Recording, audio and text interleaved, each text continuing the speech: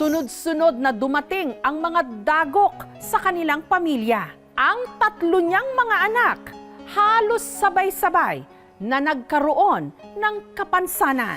Sa 3 buwang nagka-lockdown dahil sa coronavirus, ang 75 anyos na si Lola Rosalinda hindi raw nakatanggap ng kahit na anong ayuda. Hindi na raw kasi siya kwalipikadong makatanggap ng financial assistance dahil pensyonada na siya.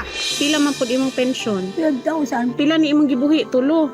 Oh, ikaupat ko. Lisod oy. Pila naman imong hinlo karon? 3,000 lang lang.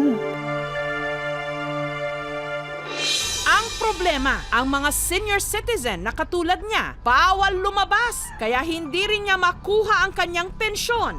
Higit sa lahat, wala raw maiiwan sa 3 niyang mga anak na lahat may sakit. Wala mo kami, wala yun. Wala rin, wala yun. Ako magulang, nakagapos. Unsay mga sakit nila, ma'am? I know how hard it was na raising children with maliit lang na sweldo. Sa Balingasag, Misamis Oriental, nakatira si Lola Rosalinda. Pinamagahan, ako ang maagang gumising, nagsaing, nagluto ng pagkain. Pagkatapos, pinakain ko sila. Kasama niya sa bahay ang 3 niyang mga anak na kahit nasa mga hustong edad na, siya pa rin ang nag-aalaga.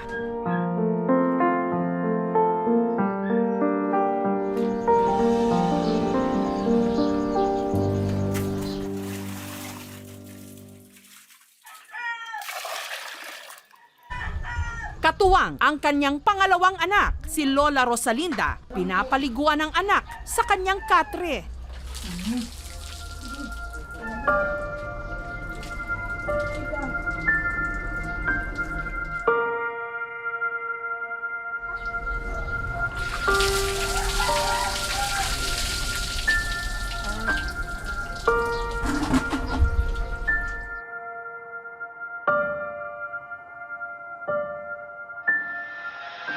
Panganay na anak, dahil wala sa sarili, nagiging bayolente raw. Kaya inipit nila ang mga paa nito sa kahoy at tinalian ng wire para hindi siya makatakas.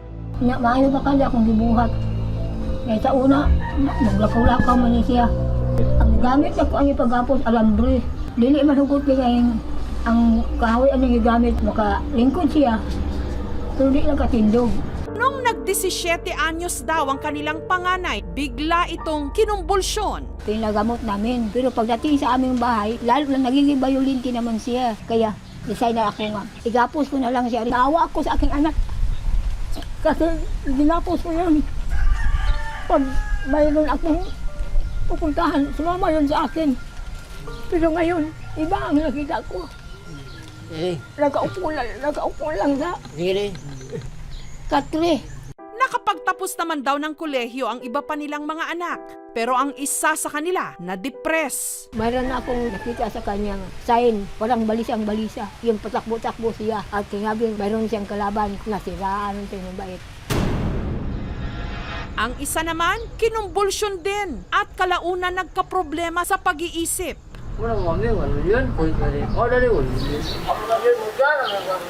Pumunta doon sa dike, naghahakot ng mga bato. Malaki yung tubig doon sa dike. Natakot akong baka malunod siya doon. Sumikap ako, mangita ako ng paraan upang hindi siya layayas. Nagkita ako ng papel, binigyan ko siya. Kana. Sumula doon. Palagi na akong bibili ng pad. Yan,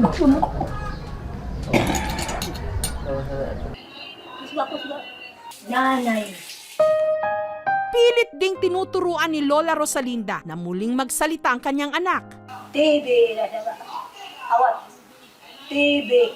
Para nga raw siyang bumabalik sa pagiging teacher. At ang estudyante niya ngayon, ang kanya mismong anak. TV. Bata pa lang daw siya, pangarap na ni Ma'am Rosalinda na maging guro. Yung maliit pa ako, mahilig ako sa mga magtuturo. Close po ba kayo sa mga estudyante niyo? Very close, lalo na sa grade 2 at saka sa grade 1. Pag PE time namin, kung sabi nila, Ma'am, maglaro tayo. Hindi siya marunong magalit, masaya lang siya lagi. Grade 2 ko, advisor na ako siya. Dito ako nag-start nga nangandoy nga mahimong maestra. Kita na ko siya sa Facebook, nakahilak jud ko. Wala ko nagtuo nga nga ninadayang kahimtang karon. Aking asawa ay hindi nakatapos ng pag-aaral. Hindi ko gusto ang aking mga anak ay hindi makatapos din ng pag-aaral. Kaya iginalapang namin ang aming katawan upang sila ay makatapos. Taong 2002, na-stroke ang kanyang mister. Kaya napilitan na si Ma'am Rosalinda na mag-retire para maalagaan ang kanyang mga anak, pati na ang kanyang mister. Nakita ko ang husband ko nagtitiis sa kanyang sakit. Hinawakan ang aking mga kamay at labing yung mga binhi na binigay ko sa iyo ay hindi mabuti masama yun. Kung alam ko na lang, hindi ako magkaroon ng asawa upang hindi magtitiis. Taong 2007, pumanaw ang kanyang asawa. Kaya sa buwan ng pensyon niya binubuhay ang kanyang mga anak.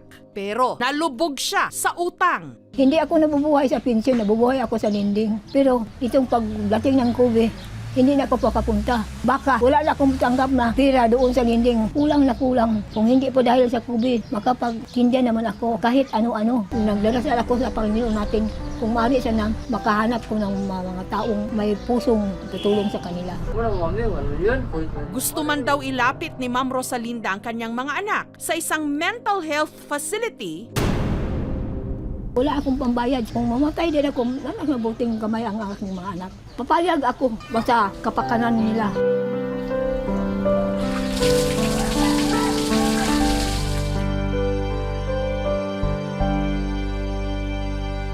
Samantala, nung araw na yon, ang inang maestra binisita ng kanyang mga dating estudyante.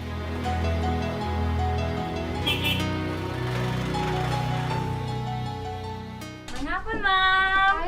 Hi, Ma'am Ka-Beauties! May hapon. Nakaila ba kasama, ma'am? Dahunan. Ay! Sa ako, ang kaila pa ka? Diyan, manti doon. Ay! 1998, minimum student, ma'am.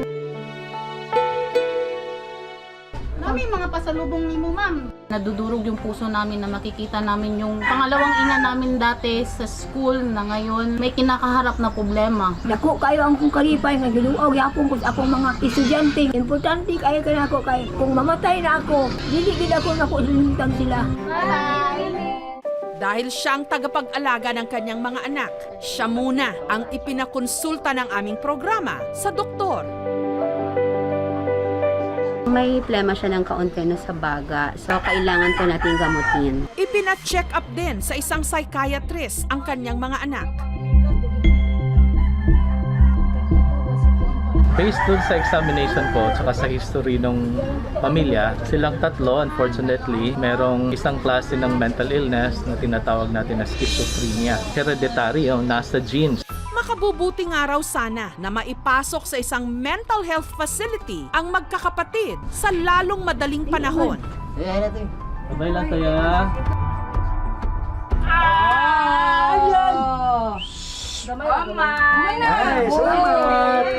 Dahil dito, nakipag-ugnayan ang aming programa sa pinakamalapit na mental health facility sa Balingasag, ang House of Hope sa Cagayan de Oro City. Ang House of Hope Foundation po is as of now is puno po siya. As long as magkaroon po ng vacant, pwede po natin ipasok po yung mga anak ni nanay or kahit isa sa kanila which is yung severe na po.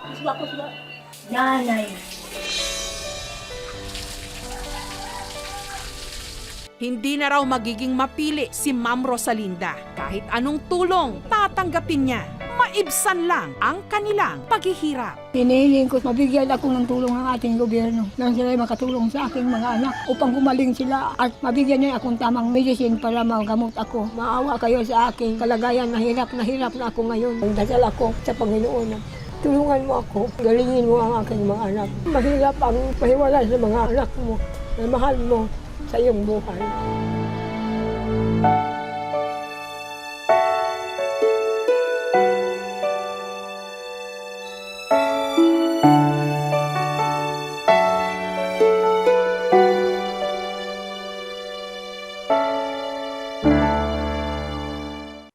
Thank you for watching, mga kapuso. Kung nagustuhan niyo po ang videong ito, subscribe na sa GMA Public Affairs YouTube channel. And don't forget to hit the bell button for our latest updates.